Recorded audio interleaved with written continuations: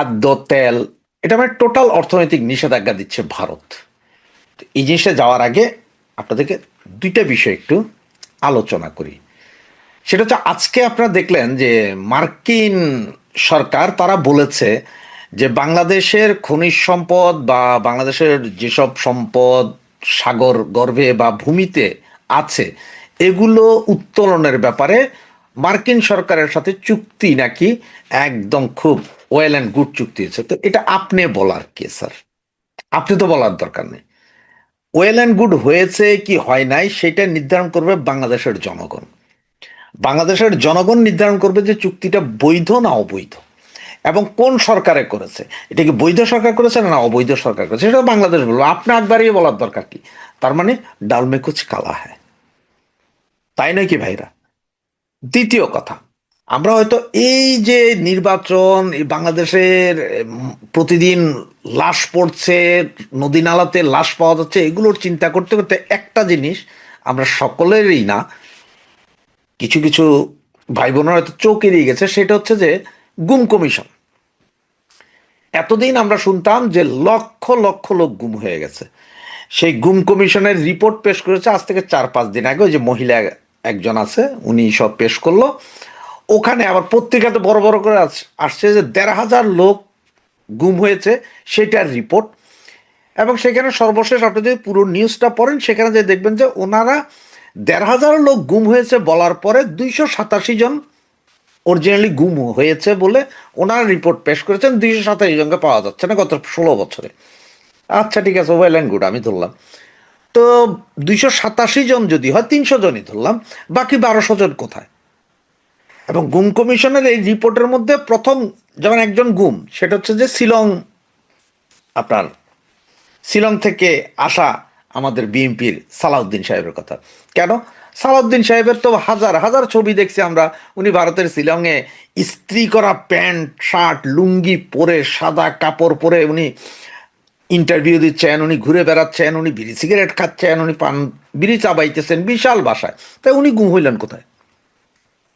আজমি হেবেটা গুম হইল কোথায়? এখন ওনারা বলতে 287 জনের বাইরে যে 1,500 জন গুম হয়েছিল বলে বলেছিলাম, এরা সব ফেরত আসছে। বাকিরা 287 জন মিসিং। 287 জন মিসিং, এই 287 জন মিসিং এর মধ্যে কে কে আছে, কে কে? এখন ওনাদের কাছে যে রিপোর্ট, ওনারা যে রিপোর্ট পেশ করেছেন, তাতে আপনার এখানে প্রায় 200 জনের, 287 জনের 200 জনের নাম ঠিকানা যা উল্লেখ করা হয়েছে, এদের মধ্যে দেখা গেছে কেউ হয়তো ময়মনসিংহ শহরে রিক্সা চালাইতেন, উনি হারিয়ে গেছেন। কেউ হয়তো রাজশাহী, খুলনা, বরিশাল থেকে এসে ঢাকায় রিক্সা চালাইতেন বা ট্যাক্সি চালাইতেন, ওনার কোনো খোঁজ নেই। তো এটা পথেঘাটে রাস্তায় অ্যাক্সিডেন্ট করে মারা যাইতে পারে। আবার কারো কারো ছেলে নাকি বিদেশ যাওয়ার নাম করে কোথায় গেছে আর ফিরে আসে নাই, এটা কি গুম? এখন তো দেখা যাচ্ছে অনেক ছেলে পেলে বাংলাদেশ থেকে জিহাদি হওয়ার জন্য সিরিয়া, আফগানিস্তান এবং পাকিস্তানে পাঠানো হচ্ছে। পাকিস্তানে এই যে কয়দিন আগে দেখলেন বাংলাদেশের যুবক নিহত, উনিও গুম, উনিও নাকি গুম। তো ওনারা গুম করে কে পাঠাইছে? তো এই হচ্ছে গুম কমিশনের রিপোর্ট। মানে ওই যে লক্ষ লক্ষ গুম হয়েছে বলে আগে একটা প্রভাকাণ্ডা চালাইছে, এখন আইসা আর ওনারা সেইটা তো আর কাহিনী করতে পারতেছে না। সে মায়ের ডাক, চায়ের ডাক, এরা সব ভাইগে গেছে।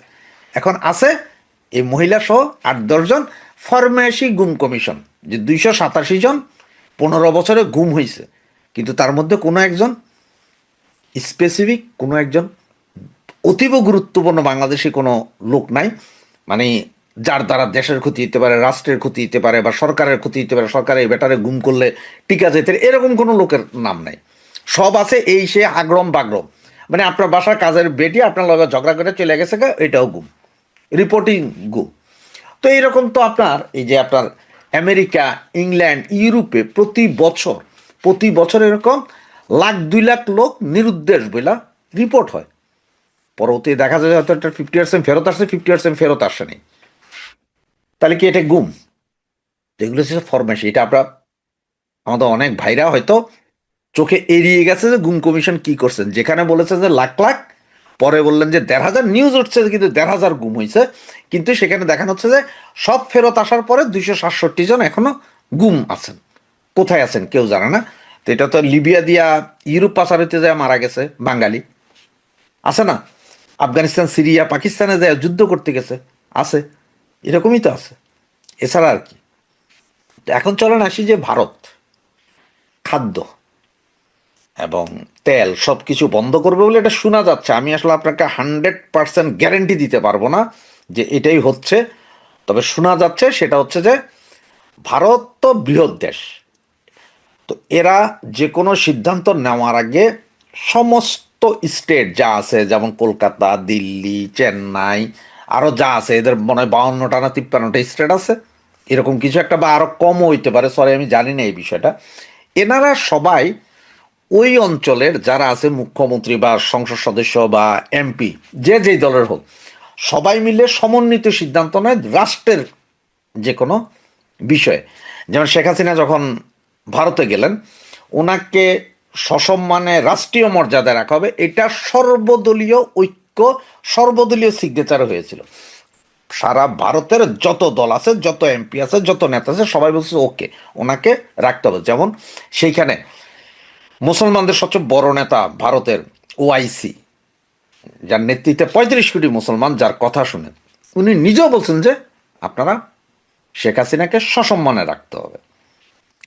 তো সেইভাবেই এখন নাকি খাদ্য, মানে আমাদের উপর টোটাল অর্থনৈতিক নিষেধাজ্ঞা দেওয়ার একটা পরিকল্পনা চলছে, যেটাতে ম্যাক্সিমামগুলো হয়ে গেছে, কিন্তু সাউথ ব্লকের চিঠিগুলো এখনো আইসা পৌঁছায় না। আর আপনারা জানেন যে এত বড় একটা দেশ, যে ওদের এক স্টেট থেকে আরেক স্টেটে যাইতে 3 থেকে 4 ঘন্টা লাগে শুধুমাত্র বিমানে। আমরা যারা বিদেশ থেকে, বিভিন্ন দেশ থেকে আমরা যখন বাংলাদেশে ঢুকি, আপনারা দেখছেন শুধু ইন্ডিয়ার উপরে 2.5 থেকে 3 ঘন্টা বিমান চালাইতে হয়, তাহলে এটা কত বড় দেশ। এখন কলিকাতা বাংলাদেশের সাথে, বা 7টা রাজ্য যে 7 সিস্টার, ওরা আমাদের সাথে, ওরা হয়তো আমাদের প্রবলেমগুলো জানে, কি হচ্ছে না হচ্ছে এগুলো ওরা খবর রাখে। বাকি অন্যান্য ডিস্ট্রিক্টের লোকজন এটার খবরই রাখে না যে কি হচ্ছে বা কোথায় কি চলছে না চলছে, এটা খবরও রাখে না। যেমন আপনারা দেখেন, আমরা যারা ঢাকায় থাকি, ঢাকা আলাদা, সেন্ট মার্টিনে কি চলে কিন্তু এটা খুব একটা খবর রাখে না, বা কক্সবাজারে কি চলছে, বা চিটাঙে যারা থাকে তারা ঢাকার কোথায় কি চলছে, রাজশাহীতে কি চলছে, খুলনায় কি চলছে, এগুলো খবর রাখে না। আমরা এক ডিস্ট্রিক্টে খবর রাখি না, এরপরও রাখি। আর ভারত তো এত বড় এক দেশ, এত হাজার টিভি চ্যানেল, এখানে কে কার খবর রাখে? তারা অনেকেই জানে না যে বাংলাদেশ আসলে কি চলছে বা কি হচ্ছে। সুতরাং ভারত সরকার সব স্টেটকে নাকি চিঠি দিয়া জানাইছে যে ওদেরকে বুঝাইছে যে কি কি হইতে যাচ্ছে, বাংলাদেশ কি ক্ষতি করতেছে এগুলো নিয়ে। সুতরাং আমাদের উপর একটা অর্থনৈতিক নিষেধাজ্ঞা, মানে আমাদের খাদ্য, পোশাক, তারপর তেল, চাল, ডাল, সব কিছুর উপর একটা নিষেধাজ্ঞা, যে এগুলো কোনো এক্সপোর্ট আর হবে না, মানে ভারত থেকে কোনো কিছু এক্সপোর্ট বাংলাদেশে করবে না। হ্যাঁ, বাংলাদেশ কিনতে পারে বাইরে থেকে, কোনো সমস্যা নাই।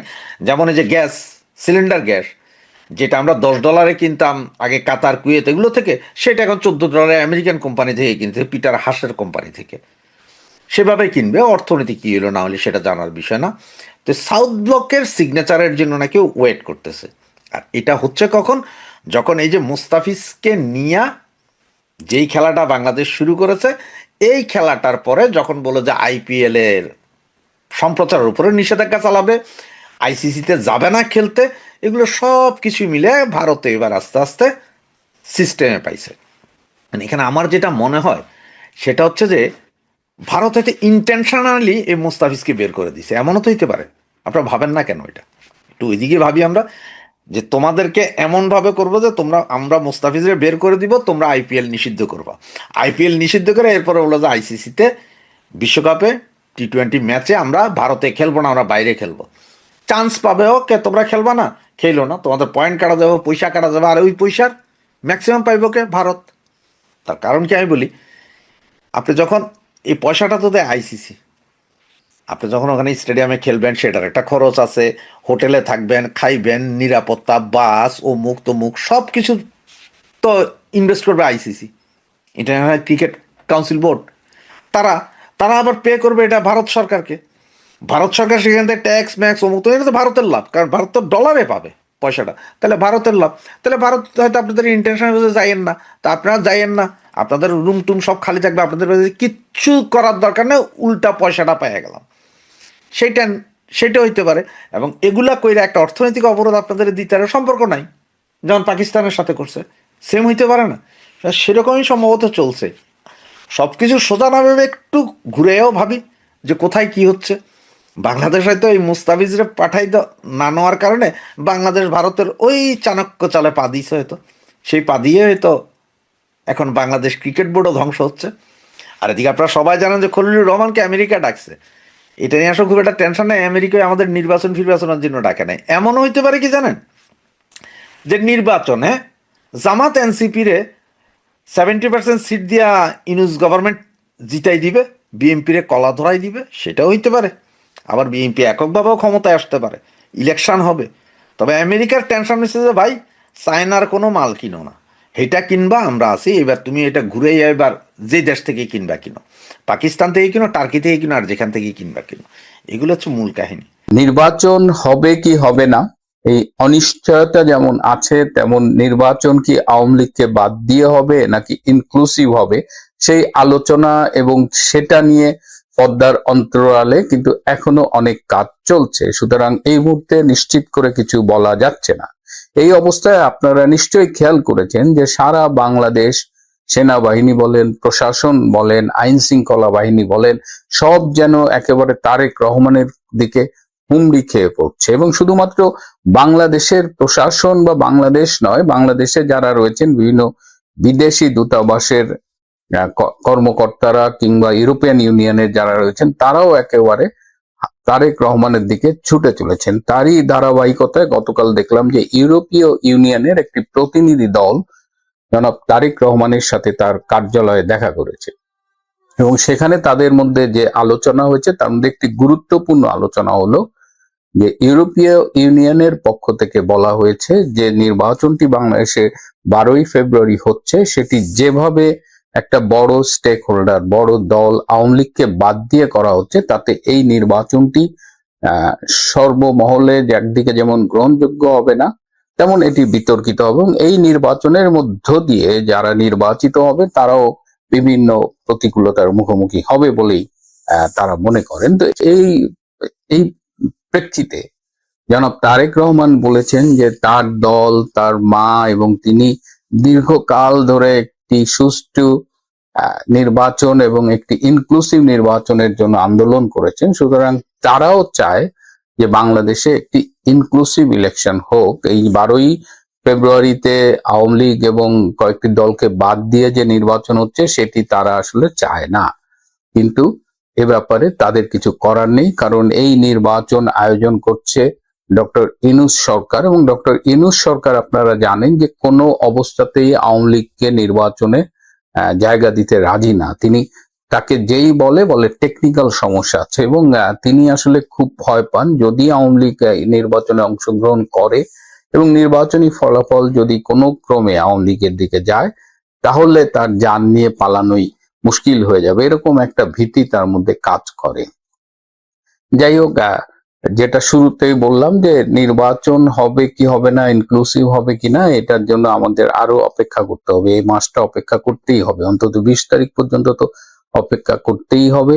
তো এই অবস্থায় আমরা যেটা দেখছি যে প্রশাসন বা সবাই তারেক রহমানের সামনে ঝুঁকে পড়ছে, তারেক রহমানের সামনে হাজিরা দিচ্ছে, এটা যেমন সত্যি, তেমনি যে নির্বাচনটি 12ই ফেব্রুয়ারি আয়োজনের চেষ্টা করা হচ্ছে, সেই নির্বাচনের বিভিন্ন পর্যায়ে এত এত অনিয়ম হচ্ছে যে এই নির্বাচনটি আর গ্রহণযোগ্যতার পর্যায়ে নেই, মানে গ্রহণযোগ্যতার ওই বিবেচনায় এই নির্বাচন থাকবে না।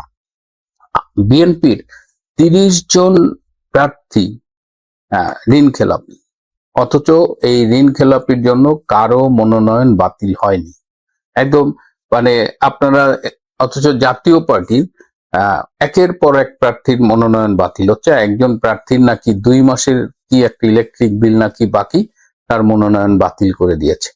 তো যদি আইন অনুযায়ী জাতীয় পার্টির প্রার্থীর মনোনয়ন বাতিল করা যায়, তাহলে বিএনপির 30 জন স্বীকৃত ঘোষিত ঋণ খেলাপির মনোনয়ন কেন বাতিল করা হবে না, এটি নিয়ে প্রশ্ন উঠেছে। আরো সমস্যা হলো যে বিএনপির অনেক ক্যান্ডিডেটই দ্বৈত নাগরিকত্বের অধিকারী। তো বাংলাদেশের সংবিধানের 66 ধারার 2 গ অনুচ্ছেদে খুব স্পষ্ট করে বলা আছে যে দ্বৈত নাগরিকত্বের অধিকারী যারা, তারা এমপি ইলেকশন করতে পারবে না।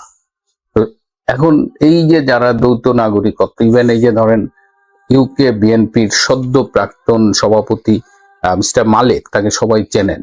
এই মিস্টার মালেক এখনো ব্রিটিশ নাগরিক। তিনি সিলেট 3 আসন থেকে নমিনেশন পেয়েছেন বিএনপির, এবং যারা বিএনপির দ্বৈত নাগরিকত্বের অধিকারী, এরা কেউ কেউ বলতেছেন যে তার আইনজীবীর প্যাডে লেখাচ্ছে যে তার নাগরিকত্ব বাতিল প্রক্রিয়াধীন। কিন্তু আমাদের সংবিধান যদি আমরা মানি তাহলে এই সুযোগ নাই। একদম মানে বিদেশি নাগরিকত্ব ত্যাগ করতে হবে এবং সেই ত্যাগ করার একটা অফিসিয়াল ডকুমেন্ট নির্বাচন কমিশনে জমা দিতে হবে। কিন্তু ব্রিটিশ সিস্টেমে নাগরিকত্ব সারেন্ডার করা এবং ফাইনালি স্বরাষ্ট্র মন্ত্রণালয় থেকে চিঠি পাওয়া, এটা কিন্তু সময় সাপেক্ষ। কেউ কেউ বলেন যে 12 থেকে 13 মাস পর্যন্ত সময় লাগে। তো সেই দীর্ঘ সময় সাপেক্ষ এখন মিস্টার মালিকের মতো যারা আছেন একাধিক দেশের নাগরিক, তারা কিভাবে নির্বাচন করবেন? এটা তো সম্পূর্ণ আইনের বরখেলাপ। এবং দেখা গেল যে নির্বাচনে হেরে গেলেন, তখন আবার ওই অ্যাপ্লিকেশন উইথড্র করে নিলেন। তো এইটা তো হয় না। এবং নির্বাচন এখন মানে পুরা জোর যার মুল্লুক তার, যা ইচ্ছা তাই অবস্থায় একটা নির্বাচন হচ্ছে। আপনারা দেখছেন স্বতন্ত্র প্রার্থীদের উপরে স্টিম রোলার চালানো হচ্ছে। আমি একটা ছোট্ট ভিডিও দেখাই, দেখেন এই লোকটাকে কিভাবে অপমান করে বের করে দেওয়া হচ্ছে।